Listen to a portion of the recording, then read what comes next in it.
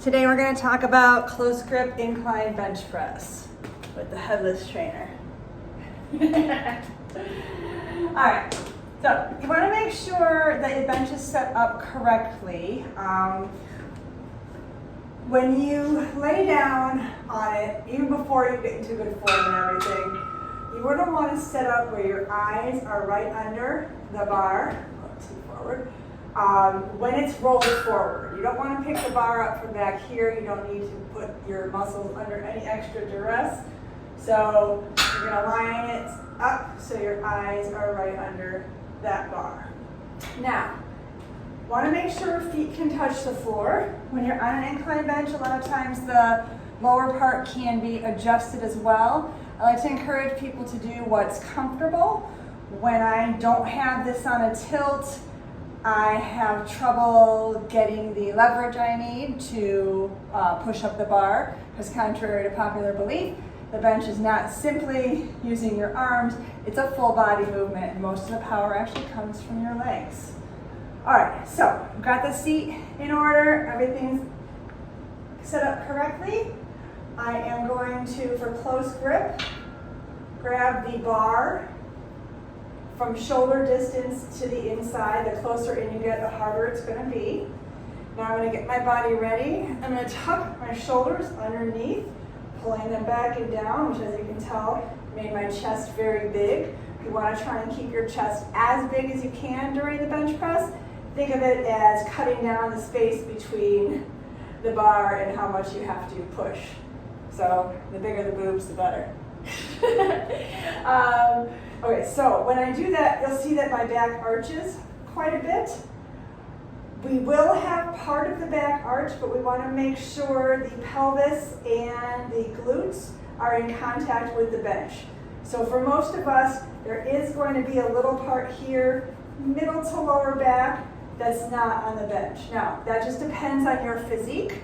For some people, everything will touch, even if you're in the right position. What you're looking for is definitely the backs of your shoulders in contact with the bench, your head, your low back, your low back, and your glutes.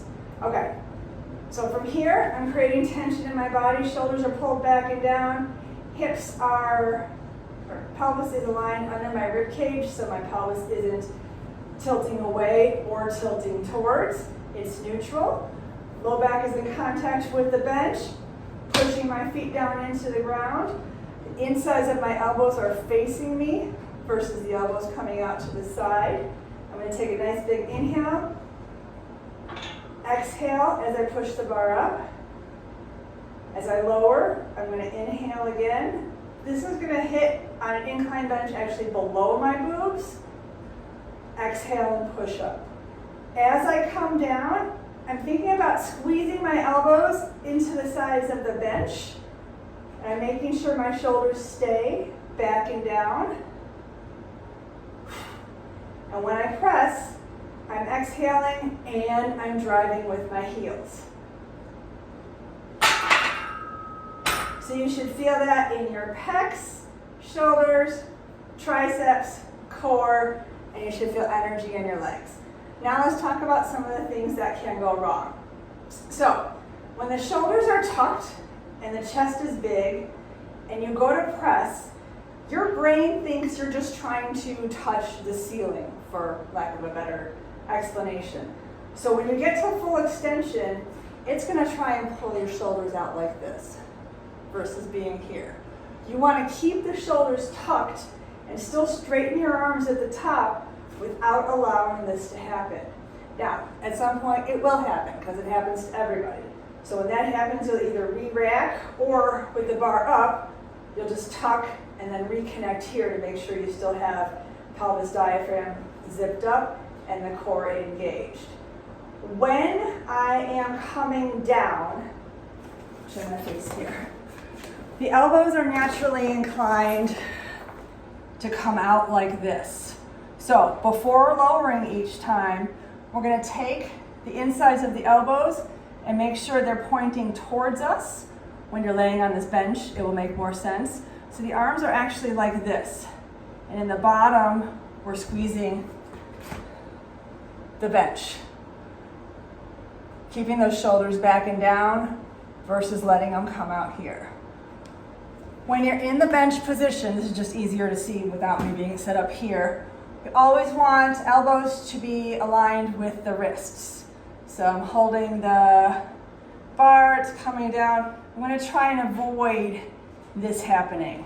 If that's happening, likely your shoulders have come out and they're dumping forward and you're not keeping them pulled back and down. If your shoulders and chest are in the right place, the rest should follow.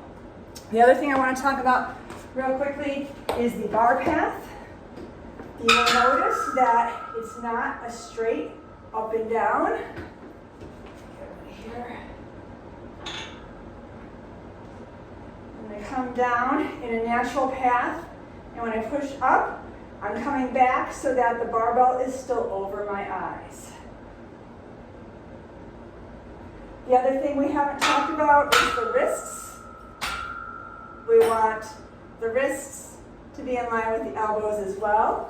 So we want to make sure that we're not holding the bar, well, you can't see it, like this, but rather like this. I always call that keeping the vroom vroom alive.